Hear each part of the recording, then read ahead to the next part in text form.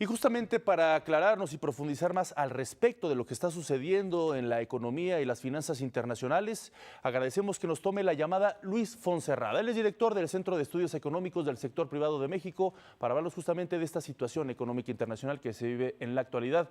Luis, muchísimas gracias por estar con nosotros en Iberoamérica al Día. Al contrario, muchas gracias a ustedes. Buenas tardes. Buenas tardes, es un placer. Dinos cuáles son los elementos principales que están desatando este pánico, empezando en Asia y contagiando pues, prácticamente a todo el mundo. Pues sí, cómo no. El origen importante de este movimiento tan marcado, tan profundo en las bolsas de valores, tiene que ver sobre todo con China, ¿no?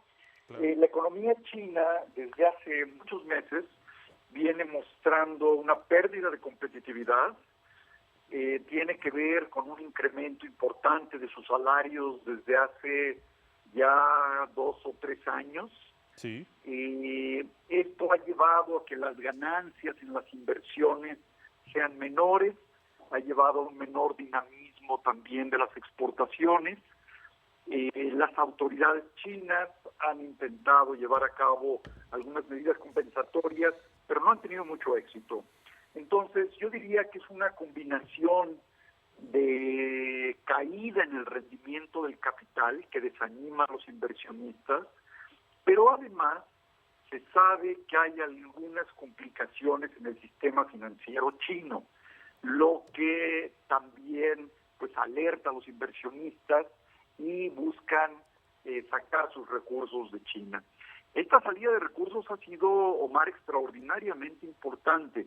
A fines del 2014, solo para darnos una idea de la situación, sí, las reservas internacionales de China, pues que son famosas porque son muy grandes, claro, tenían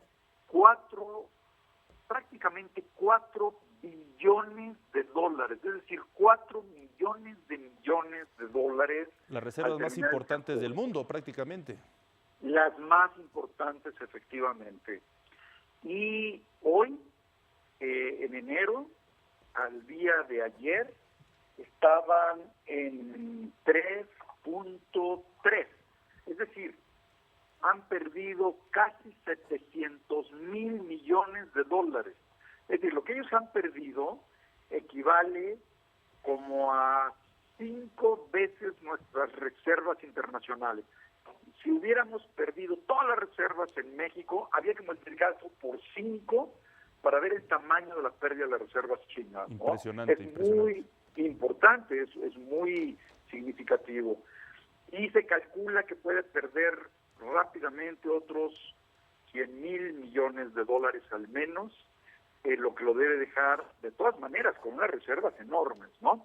Claro. Pero puede acercarse a los 3 billones y prácticamente una pérdida de 1 billón completo, lo que quiere decir que habrán perdido, pues probablemente una cuarta parte de lo que tenían. Esto es alarmante. La bolsa de valores se redujo de manera muy importante el lunes pasado. Inició un mecanismo también de las autoridades chinas para detener las operaciones en los mercados de valores, que dice, porque sigue en pie, que si la reducción en las bolsas de valores en China era de más de 7%, entonces se paraba el mercado. Claro. Se detenían las operaciones. Sucedió el lunes y volvió a suceder el día de hoy, como sabemos, ¿no? Así es. Luis, te saludo con muchísimo gusto. Yo te quiero preguntar, el día de hoy el secretario de Hacienda de México, Luis Videgaray, dijo que se podía presentar una guerra de divisas. ¿Cuál es tu opinión acerca de esto que dijo el secretario? Mira, yo creo que lo que ha sucedido ya en China desde hace 3 meses es que el yuan se ha venido devaluando claramente. Yo dudo que de veras se dé una guerra de divisas, porque lo que va a suceder es que las autoridades chinas tendrán que llevar a cabo pues una mayor oferta. Tienen muchísimas reservas todavía para aguantar cualquier impacto. Y una guerra de divisas no le conviene a nadie. A nadie, claro. Porque es reducir tu tipo de cambio, el vecino lo reduce también, el otro también, ¿y a dónde vas, no? Es complicarnos más las cosas, ¿no? Si de por sí ya complicadas, es complicarnos más. Efectivamente, entonces también me parece que aunque no deja de ser una posibilidad, me parece poco probable. Correcto. Ahora, el impacto de todas maneras, es decir, la verdadera razón por la que en China está sucediendo esto y que sin duda va a tener efectos importantes en América Latina, y no solo en América Latina, sino en otros países exportadores de materia prima, tiene que ver con esta caída que decíamos del rendimiento del capital en China.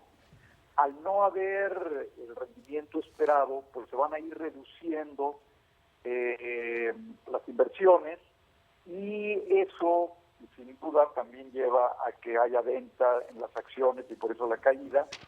Pero la realidad es que todo esto va a llevar a un menor crecimiento en China. De haber crecido al 10%, como lo veíamos hace algunos años, redujo su crecimiento a 9, a 8, a 7. El año del 2015 es probable que veamos un rendimiento ligeramente apenas superior de 6. Muy bien, Luis. Es muy probable que este año sea un menor de eso, ¿no? Claro, claro. Pues sí, sin duda alguna iniciamos el año con turbulencias y vamos a ver lo que está pasando. Por eso te pido de favor que en los próximos días, los próximos meses mantengamos este diálogo abierto, tú como especialista en cuanto a temas internacionales y financieros, y te agradezco mucho que nos hayas tomado la llamada, Luis Fonserrada. Muchísimas gracias.